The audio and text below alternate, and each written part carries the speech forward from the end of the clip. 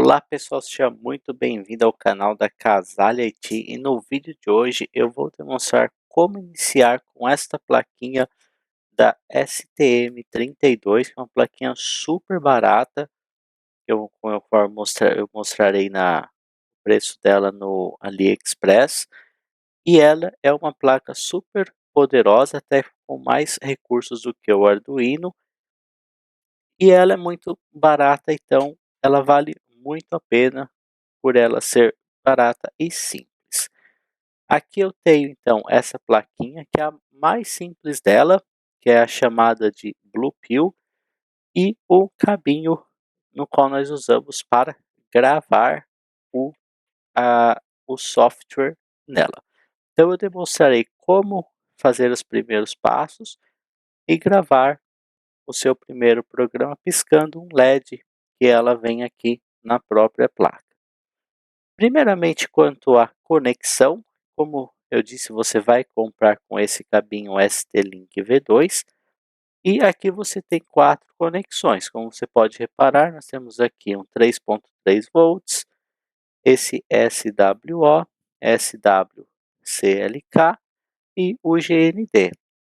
Então basta você vir aqui na marcação do próprio ST-Link, você vai reparar que ele tem muitas mais portas, mas basta você ver o mesmo nome e fazer a gravação. Então 3.3 que está aqui, foi o que eu coloquei, o GND e os outros dois como a nomenclatura. Então você vai ter algo desse tipo, com essas 4 conexões diretas aqui nos pinos inferiores. Então esse adaptador nós ligaremos no computador para fazer o envio, a gravação do software. Feito isso, você não precisa mais dele, embora a alimentação continue sendo válida por aqui. Ou você pode alimentar também pela USB. E além disso, repare que ele possui uma boa quantidade de pinos aí que nós podemos utilizar como portas para conectar LEDs ou outros dispositivos. Como eu disse, nós vamos utilizar o LED que ele tem aqui, muito similar com o Arduino, que na marcação está até escrito aqui PC13, então a porta número 13, e nós faremos a configuração para fazer esse LED dela piscar. Então vamos ao computador para nós vermos melhor como fazer este procedimento. Pronto, então estamos aqui no computador, e como você pode ver, eu tenho essa plaquinha do AliExpress e o preço dela aqui no dia de hoje está por R$ 4,99. É muito mais barato, inclusive, que um Arduino.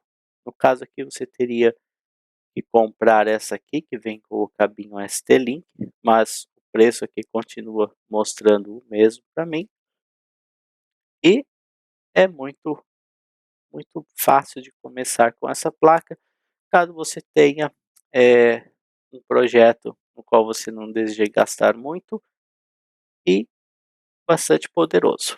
Então vamos lá. Para iniciar, existem diversas formas. Eu vou mostrar aqui utilizando a ferramenta oficial do STM32, tá? Que é essa IDE STM32 Cube IDE, que é uma IDE baseada na popular IDE Eclipse. Você programou Java, provavelmente você já teve contato com ela, mas caso você não tenha, também não é difícil de se acostumar com a interface. Então a primeira coisa que você tem que fazer é fazer o download desta IDE. Para isso você tem que vir nesse site aqui, st.com. Vindo aqui você vai clicar em ST Developer Zone e STM32 Cube IDE. Aqui você clica em Download, você terá as opções, então ela roda em Windows, Mac e Linux. No meu caso que eu estou usando o Windows, é a última versão 1.16. Ao você clicar aqui, você aceita o contrato e ele vai pedir para você criar uma conta.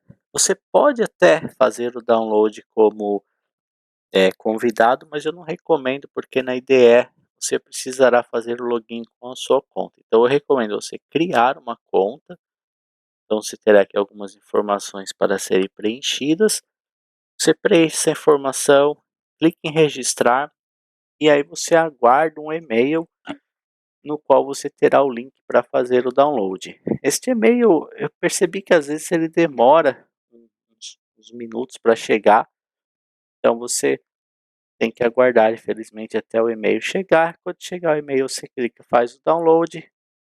Feito o download, instalação padrão do Windows, o arquivo .exe, basta clicar, próximo, próximo, acaba.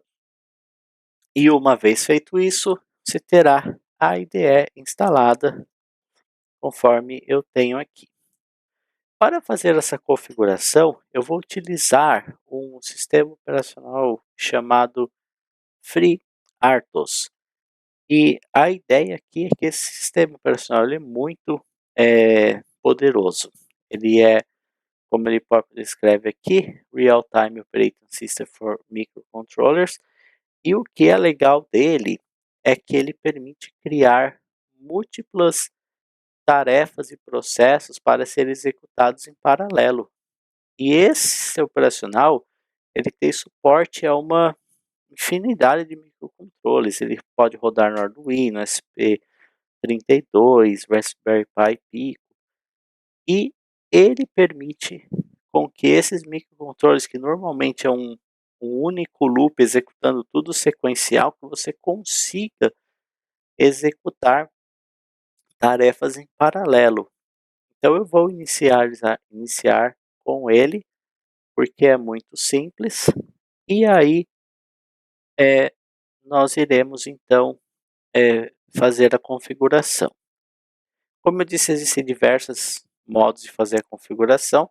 Se não me engano, até com a Arduino IDE é possível, mas vamos utilizar a IDE oficial, que ela é bastante poderosa. Então, com a explicação, vamos lá. Feita a instalação do STM Cube, você executa ele. Você terá uma interface parecida com essa. É muito provável que ele faça alguns downloads quando você inicializa a primeira vez e até mesmo peça para você fazer sua autenticação. No meu caso aqui você vê que eu estou autenticado já, pois alguns downloads ele requer uma conta autenticada. Quando ele terminar de fazer esses downloads e atualizações, nós poderemos criar nosso projeto. Então, nosso projeto, ele cria com assistente visual, que vai gerar um código para nós, e esse código é o que nós iremos fazer a programação. Então, entendendo essa dinâmica, você verá que é muito simples de fazer a configuração, embora pareça complicado à primeira vista. Para iniciar, você vai em File, né, que seria Arquivo, Novo, STM32 Project. Então, ele vai inicializar aqui a criação do projeto, vai abrir essa janela, onde nós teremos que selecionar a nossa placa. Então, se você olhar no próprio chip dela, você terá a informação, conforme aqui no AliExpress ele fala STM32F10 3C8T6, que é o que nós teremos que fazer. Primeiro, vamos selecionar a placa. Existem diversas placas do STM, todas vão seguir o mesmo projeto, mas para começar nós teremos que selecionar a placa que nós iremos utilizar. Então, aqui nesse Comercial Part Number, nós vamos entrar com a nossa descrição. STM32 e vai fazendo um filtro, né? F10, 3, C8, T6. Então, repare que ele achou aqui a nossa placa. E aí ele vai listar aqui embaixo. Você pode selecionar, tem a TR, eu acabei selecionando essa T6, acho que não faz muita diferença para ser sincero. Repare que a frequência dele é de 72 MHz, que é maior inclusive que a do Arduino, com 20K de mega, kbytes de memória. Essa é uma placa de entrada, uma placa bem pequena e baratinha, tá? Mas, como eu disse, existem placas bem mais avançadas que isso. Feito isso, você vai clicar aqui em Next e vai digitar o nome do projeto. No meu caso aqui, eu vou digitar por Casale IT. Casale IT Bluepill. A linguagem eu vou manter como C, vou usar a mesma localização para o Workspace, que é onde ele vai gravar os arquivos, que é nessa URL.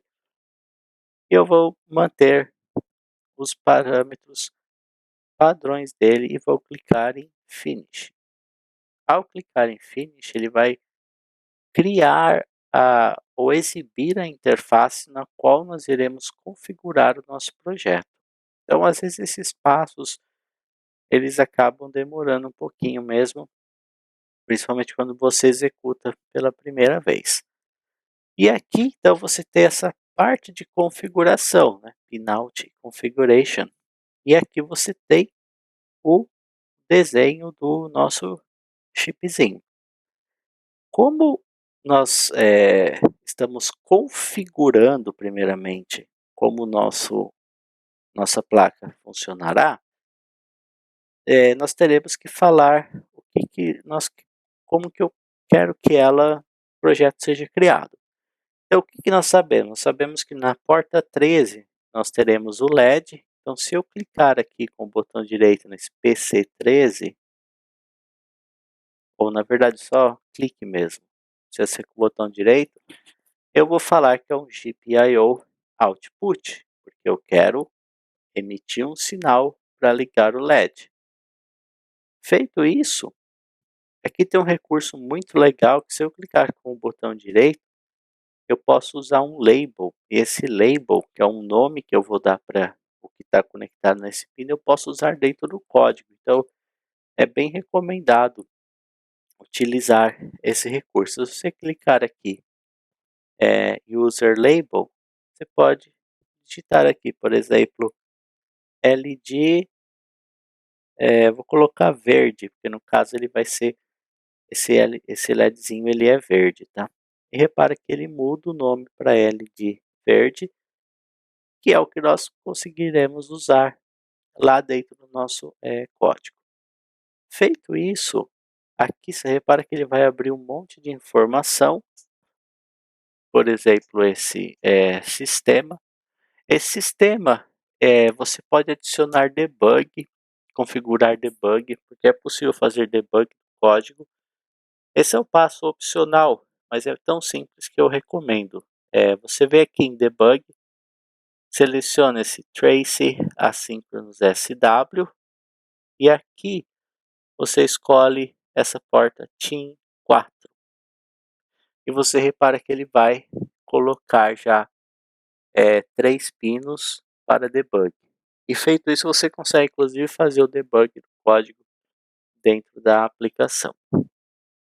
E uma outra configuração que nós teremos que fazer é referente ao nosso sistema operacional, que nós queremos usar aquele FreeRTOS. Então, se você vier aqui em Middleware, você tem a opção do FreeRTOS, e repare que ele por padrão é desabilitado, mas você pode selecionar aqui a versão 2. Ele suporta a versão 1, que obviamente vai ser para projeto mais legado. Como nós vamos iniciar um projeto do zero, vamos usar a versão 2. E fazendo isso, você repara que aqui ele vai fazer uma série de configuração padrão já, tudo vai funcionar, mas ele permite que você customize como esse sistema vai funcionar. Obviamente, já é mais avançado, você vai precisar entender mais do FreeRTOS para conseguir entender o que está aqui, mas é algo que você pode pensar já de cara. Ou, por exemplo, ele cria aqui, ó, uma tarefa chamada default task, que nós iremos ver no código, que será a nossa porta de entrada, mas aí você pode criar mais tarefas para ele começar a rodar as coisas em paralelo, mas por padrão vamos usar tudo do modo que está aqui, sem se preocupar muito com, com customizações, que isso já seria algo mais avançado, necessitaria mais de conhecimento.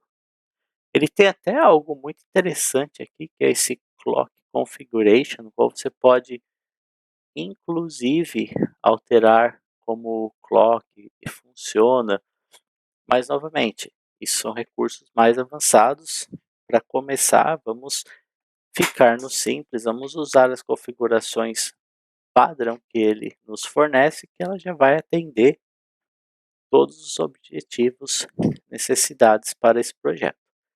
Feito isso, acho que posso até salvar aqui.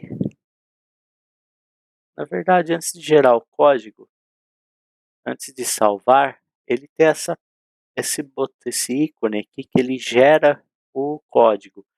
Então, conforme eu disse, até agora nós só fizemos configurações, mas nós ainda não temos o nosso código do projeto. Por quê? Porque essa IDE vai pegar agora todas essas configurações do FreeRTOS, dos pinos que nós definimos e vai gerar o projeto para nós. Então, quando você terminar de fazer essa configuração, você vai clicar nesse ícone aqui, que parece uma gear, né, que eles chamam. Então, você clica nele, ele vai falar que essa, essa operação ela está associada com uma outra perspectiva. Como se você já trabalhou com Eclipse, você vai saber o que significa bem. Mas essa IDE ela tem várias perspectivas, são formatos da tela mais apropriado para o tipo de operação. Então aqui nós estamos numa visualização, nós vamos mudar para essa perspectiva de programação, que é essa do C, C++. Então clique em Yes, e aqui ele vai gerar. Ele dá um alerta, mas você pode ignorar, pode dar um Yes, e ele vai fazer a configuração do projeto. Então repare que o formato da tela, né, a perspectiva ela mudou, e ele vai gerar aqui esse projeto. Então aqui em core source nós vamos ter o main.c, que esse é o arquivo que nós iremos adicionar o nosso código de modo mais básico. Tudo que está externo a isso, como eu disse, é tudo configuração que ele vai precisar para compilar e rodar o código na aplicação, mas você não precisa se preocupar com nenhum desses arquivos, você vai se preocupar com esse main.c. Inclusive aqui, parte do FreeRTOS, ele já cria tudo para a gente, mas só deixa aí, não se preocupe. Os dois únicos arquivos que nós vamos nos preocupar é esse main.c e esse arquivo.ioc, que é o nosso arquivo de configuração, tá vendo? Então vamos voltar aqui para o código do nosso main. De cara, quando você olha para esse código, ele vai parecer bastante confuso, ele até que, de certa forma, é longo, mas ele é tudo documentado, tá vendo? O código de tal coisa, você adiciona aqui. Como nós estamos fazendo algo muito simples, que é piscar um LED, vocês devem lembrar que ele tinha criado uma tarefa padrão quando nós definimos no FreeRTOS, que é a função que ele vai chamar quando a plaquinha for inicializada. E essa função é essa daqui, void start default task. Tinha aquele default task definido lá. Então, para o nosso exemplo, aqui é onde nós iremos colocar o nosso código. Aqui ele só faz um loop infinito e basicamente é isso.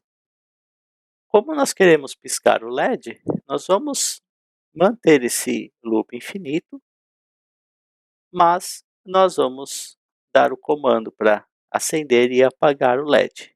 E para fazer isso,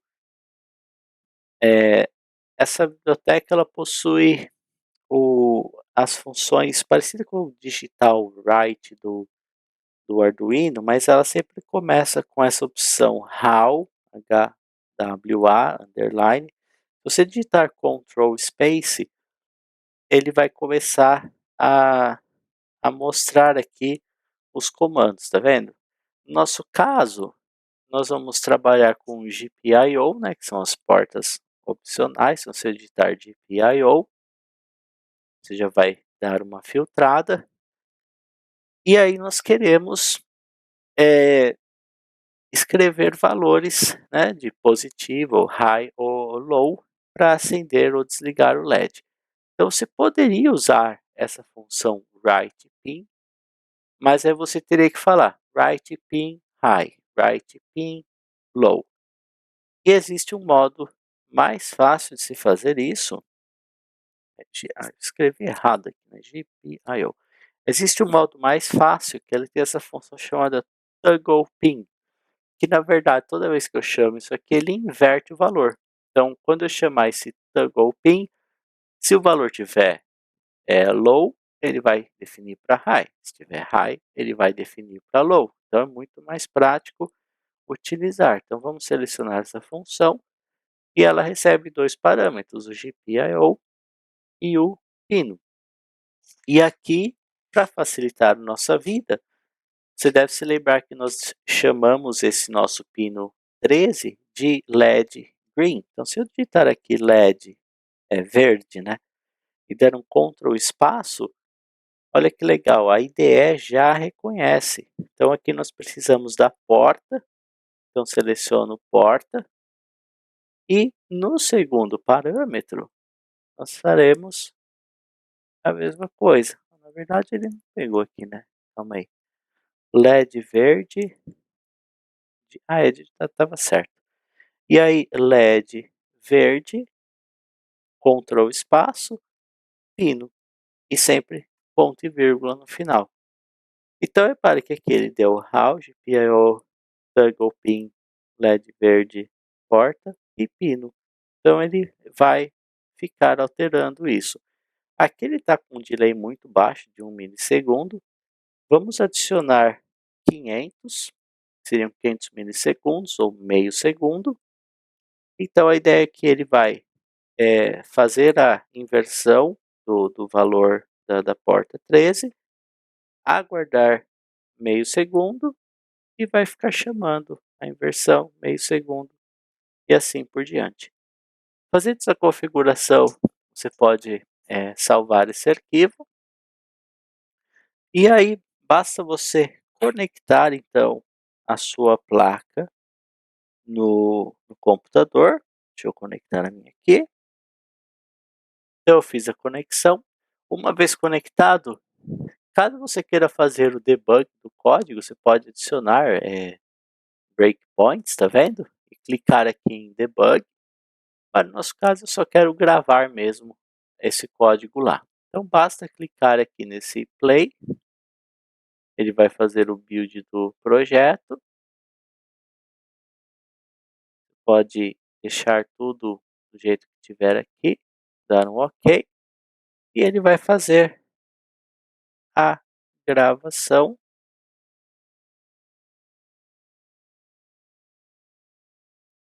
Aqui então ele fez a gravação, tá vendo?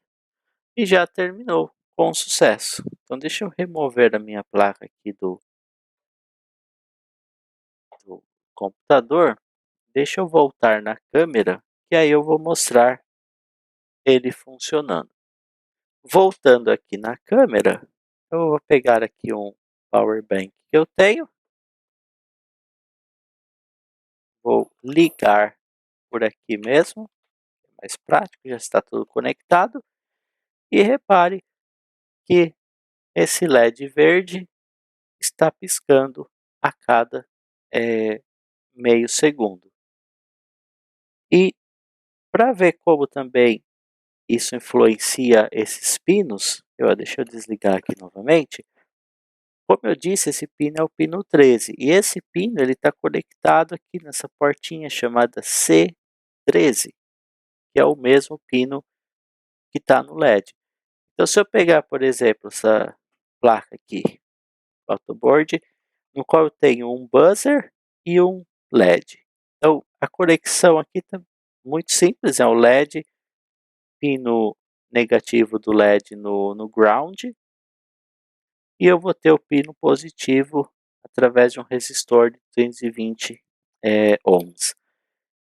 Basta você achar aqui onde é o ground, então eu tenho um ground aqui, dá para ver bem? Ground, então meu pino de ground eu conecto diretamente aqui, e o meu pino do LED eu vou conectar aqui na porta 13. Ok? E fazendo isso, ao ligar novamente a minha placa, repara que o LED está piscando da mesma forma, pois eles estão todos interconectados. Ou ainda, se eu desconectar o pino do LED, nessa mesma porta eu ligar o meu buzzer, o positivo do buzzer, eu terei o som do buzzer, porque ele também trabalha com o mesmo padrão. Então se eu conectar o buzzer, então o ground do buzzer, né, que eu coloquei aqui no protoboard, direto lá, e o positivo, se eu ligar aqui, repare que a cada meio segundo nós temos o som do buzzer por meio segundo. Então você repara como que é fácil trabalhar com essa plaquinha aí de R$ 5, que tem um clock até maior do que o igual do que o Arduino, e você consegue fazer praticamente as mesmas coisas. Você pode usar portas analógicas, pode conectar botões, criar os seus próprios projetos, um tamanho aí de um Arduino Nano com bastante possibilidades. Então para o vídeo de hoje foi isso, espero que você tenha gostado, espero que você tenha a chance aí de obter uma dessas placas, nem que seja para estudo, para teste, pois vale muito a pena. Existem muitas placas muito mais poderosas que essa, obviamente serão um pouquinho mais caras, mas aí você pode usar o mesmo ST-Link, e você pode criar aí os mais variados projetos com STM32. Então para o vídeo de hoje foi isso, espero que você tenha gostado e eu te vejo no próximo vídeo. Até lá!